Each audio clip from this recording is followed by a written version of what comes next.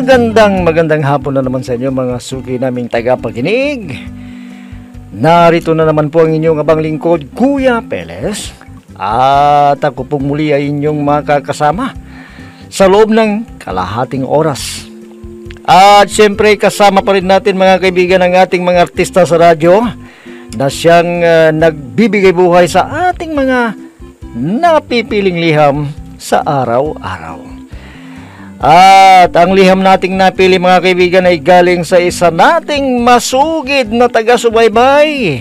At siya po ay itago lamang natin sa pangalang Arisa. Bueno, basahin na natin ang liham ni Arisa. Dear Kuya Peles, mapait kuya ang naging karanasan ko sa pag-ibig. Nagkaroon ako ng unang kasintahan at hindi maganda ang aming pagsasama. Pangalawa kuya, nagkaroon na naman ako ng boyfriend at nagsama kami na parang tunay na mag-asawa. Marami kaming hindi pagkakaunawaan kuya, kaya muli kaming naghiwalay. At para malinaw sa inyo kuya, ganito po nagumpisa ang aking problema, Kuya Peles. Anak, kung nakinig ka lamang sana sa amin ng itay mo, hindi sana nangyari ito sa'yo. Inay, pasensya na po kayo. Dahil sa katigasan ng aking ulo, ganito tuloy ang nangyari sa akin. Alam mo anak, mabuti na lamang at hindi pa kayo kasal ni Jolo. Dahil kung hindi, nako, mas mabigat ang problema mo sana. Oo nga po, inay Ang walang hiyang lalaki. Hindi ko alam na sumasama na pala siya sa mga nagtutulak ng droga. Arisa, mabuti at hanggat maaga pa lumitaw na ang totoong pagkatao niya. Inay, alam niyo ba, nahihiya na po ako sa mga tao. Bakit ka naman mahihiya? Hindi ka naman gumawa ng mali. Kahit na po, inay. Mahigit ding 1 taon na nagsama kami ni Jolo. Sadya yata na wala kang swerte sa pag-ibig, anak Oo nga po, inay. Noong una, hindi rin kami nagtagal. Inay, ano kaya kung lumayo muna ako dito sa lugar natin? Saan ka naman pupunta, anak? Sa probinsya. Baka doon ko matatagpuan ang kapalaran ko. Anak, hindi mo naman kailangan na gawin yan Inay, kung hindi ako aalis dito, lagi ko na lamang maaalala ang mga nangyari. Hanggang ngayon may phobia pa rin ako nang huli nila si Jolo. Hindi ako nakakatulog ng maayos, inay. Ikaw ang bahala, anak. Inay, doon muna ako kina Uncle Tiago sa probinsya nila. Ikaw ang bahala. Pero mag-iingat ka doon, anak. Opo, inay. Huwag kayo mag-alala. Mag-iingat po ako. At isa pa, inay, may pinsan naman ako doon Siya, sige. Kailan mo ba balak na lumuwas ng probinsya? Kahit sa Makalawa po, inay. Luluwas na po ako.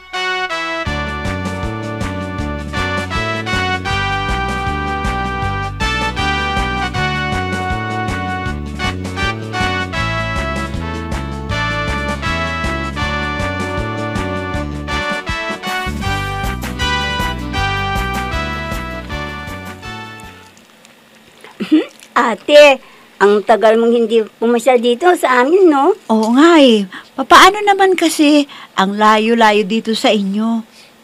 Ay, oo nga pala.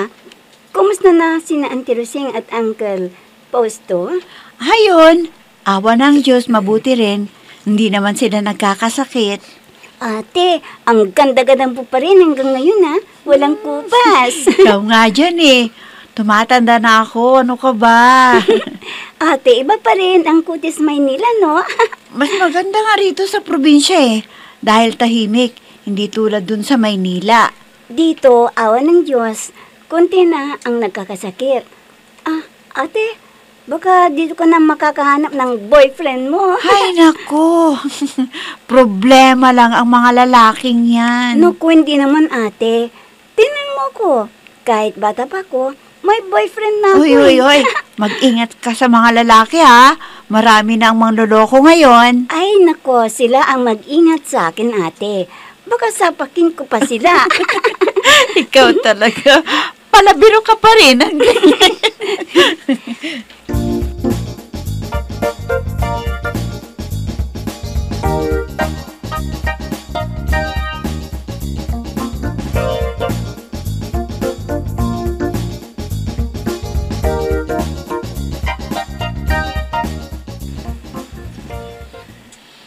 Hindi ko inakala na makikilala kita, Risa. Ang ganda-ganda mo. Hay, nako. Narinig ko na naman yan. Alam mo, Dexter, ha? Kakikilala ko pa lang sa'yo, pero nambola ka na kaagad. Hay, nako, sanay na ako dyan. Hindi naman kita binubula eh. Totoong sinasabi ko sa'yo, Risa. Ang ganda-ganda mo. Iba talaga, no? Pag kutis Manila. Pwede ba? Tama na yung bola mo. Alam ko na maganda ako. Oh, ano pang sasabihin mo? Wala ka na bang napapansin sa akin? Meron pa, syempre. Marami. Ano? Sabihin mo na. Baka sakaling mabola mo pa ako. Sexy ka. Mapulay ang mga mata mo. At higit sa lahat, morena. Kutis, Pilipinang-Pilipina. Didiretsahin na kita. Ano bang gusto mong mangyari, ha, Dexter? Risa, kung hindi ka magagalit, pwede bang manligaw ako sa'yo? Ayun naman pala. Ang dami mo pang pasakali.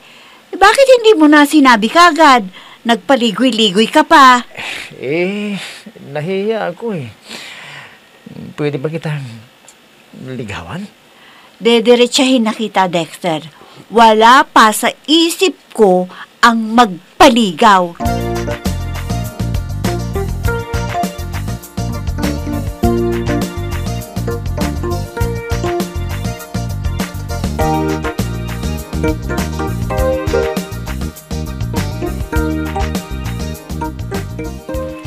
Ate, nakilala mo na pala si Kuya Dexter. Oo, alam mo, parang presko siya na hindi ko maintindihan. Alam mo ate, ang daming nagkaka-crush sa kanya dito. Pakialam ko sa kanya. Wala naman akong gusto sa taong yun. Uy, si ate. Kunwari lang, baka makain mo lang ang sinasabi mo, Ano ha? ka ba? Dala na ako sa mga boyfriend na yan, ano? Mabait naman ang Kuya Dexter eh. At may kaya pa sila sa buhay.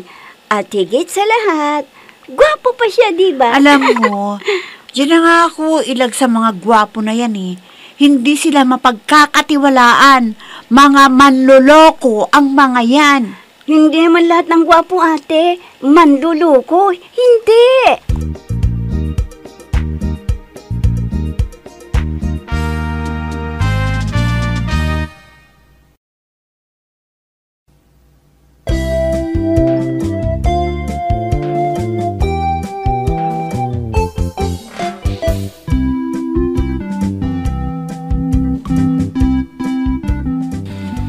Nagbakasyon ako, kuya, doon sa probinsya ng Bicol, kina Uncle ko Tiago. At doon ko nakilala si Dexter. At bumabalik na naman sa akin, kuya, ang mga nakaraan ko na aking kinatatakutan. Gwapo si Dexter, kuya, at may kaya sa buhay. At nagpahiwatig siya na manligaw sa akin. Minsan, kuya, ay... Arisa, hindi naman ako nangingialam sa'yo. Para sa akin, boto na ako kay Dexter. May kilala ko ang pamilya niyan. Mababait sila. At may kaya pa sila sa buhay. Alam niyo po, Uncle, sa totoo lang, gustong-gusto ko na siyang sagutin. Kaya lang, Uncle, natatakot ako eh. Baka malaman niya ang nangyari sa akin na may nakalibin na ako dati. Kapag mahal ka ng isang tao, kahit na anong pinagdaanan mo sa buhay, matatanggap niya yan. Paano po, Uncle? Kung hindi si Roman yun, baka pandirihan niya ako at lait-laitin niya ang aking pagkatao. Hindi naman siguro. Hindi ganyan ang pagkakilala ko kay Roman. Mabait na tao yan at may respeto sa kapwa.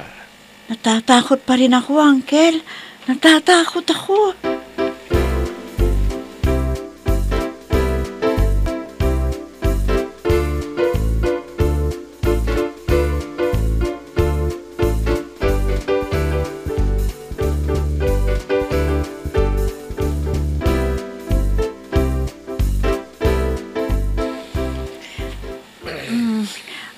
Ang tagal kong pinag-isipan kung tatanggapin kita o hindi. Ngayon na sinagot kita, sana hindi ako nagkamali, ha? Alam mo, Carissa, napakasaya ko. Dahil natapos na rin ang paghihirap ko sa'yo. Pinapangako ko, hindi ka magsisisi. Pinapangako ko sa'yo yan. Sana nga, Dexter. Sana hindi ka magbago. Gaya ng sinabi ko sa'yo, mamahalin kita ng higit pa sa buhay ko. Ayun nga naman eh. Binubola mo na naman ako. Kailan ba kitang binola? Narito ko ngayon, sa harapan mo. Nanunumpa. Hindi kita sasaktan. Tandaan mo yan. Pero alam mo, natatakot ako sa maaring mangyari. Bakit bigla ka napayak? May nasabi ba akong mali? Wala. May inaalala lang ako. Wala. Siya, tama na yan. Dapat i-celebrate natin to eh. Hindi ganyan na umiyak ka. Malungkot ka. Dapat Basta, masaya ka. ipangako mo sa akin na hindi ka magbabago. Pangako ko sa'yo yan. Cross my heart. Mamatay man ang kapitbahay namin. Ayan ka na naman eh. Ikaw talaga, palabiro ka.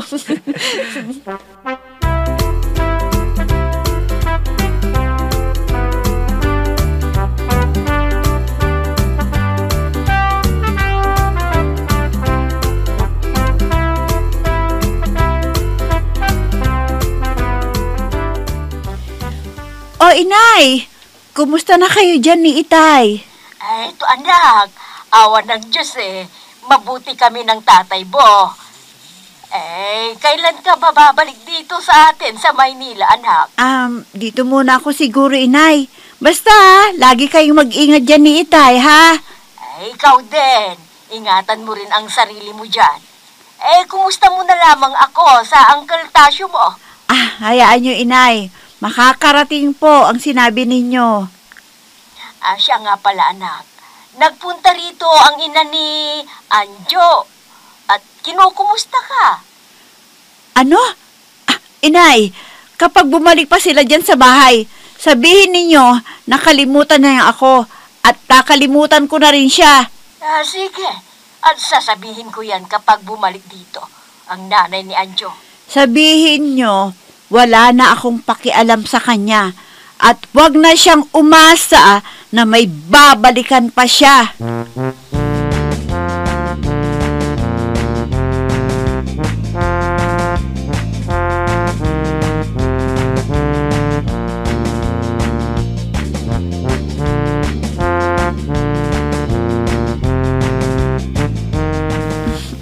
Dexter, ngayon at nakuha mo na ang gusto mo sa akin, baka bigla ka na lang magbago, ha? Baka iwanan mo na ako.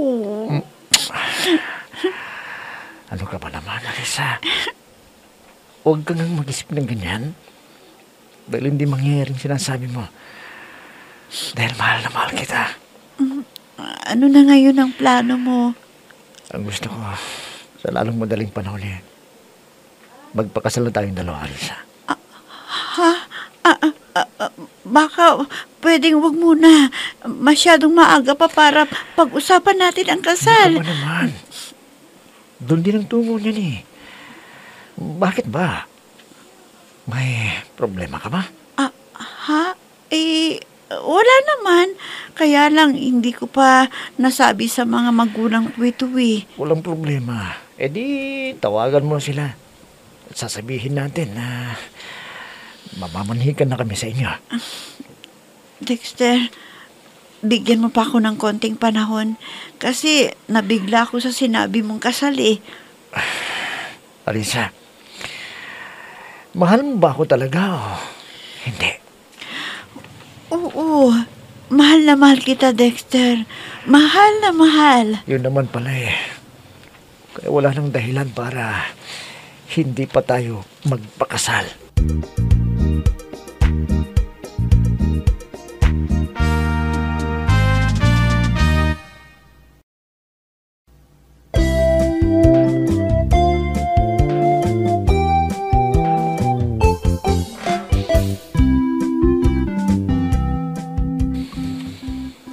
Hanggang ngayon, kuya, ay hindi ko pa rin masabi-sabi kay Dexter ang pinagdaanan ko.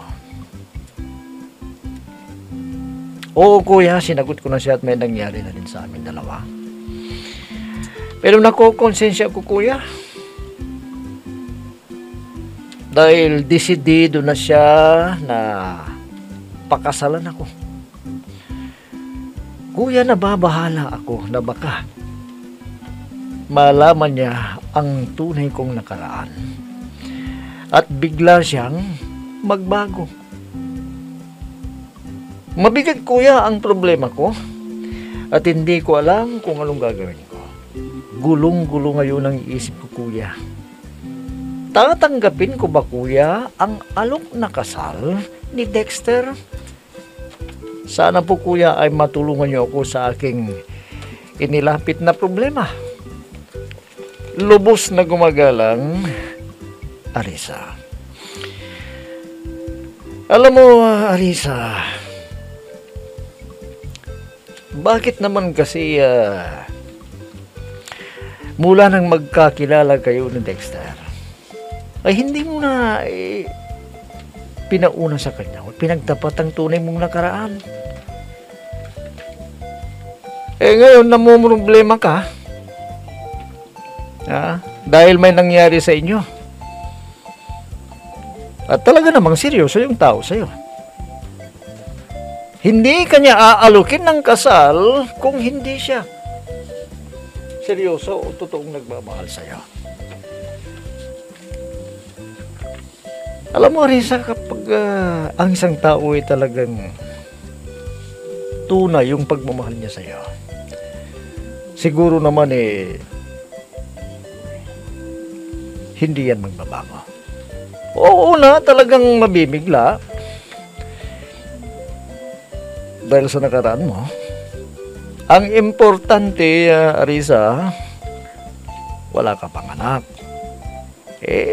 Natural lang naman siguro na tayo may karanasan dahil siyempre, sabi mo nga sa unang nobyo mo, wala kang swerte. At pangalawa, nagsama kayo at hindi naman kayo nagkaanak.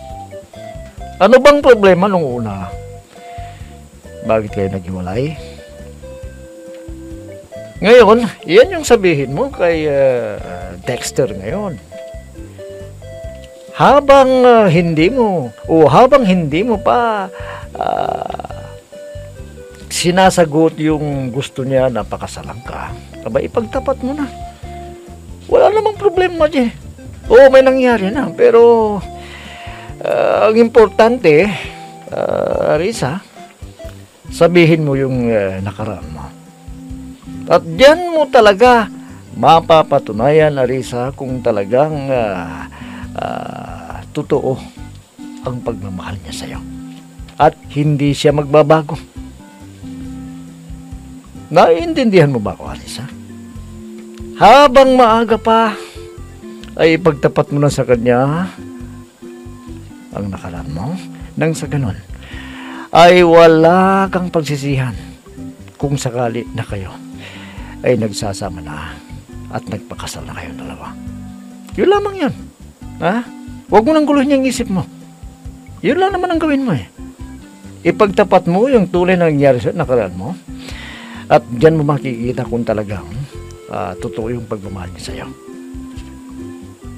Bueno, yun na lamang siguro masasabi ko sa'yo, Arisa, at naway kahit papaano ay napayuhan kita sa iyong inilapit na problema. Bueno mga kaibigan, hanggang bukas na muli sa ganito ring oras at timpilan, inyong abangan at pakinggan ang programa Peles at your service.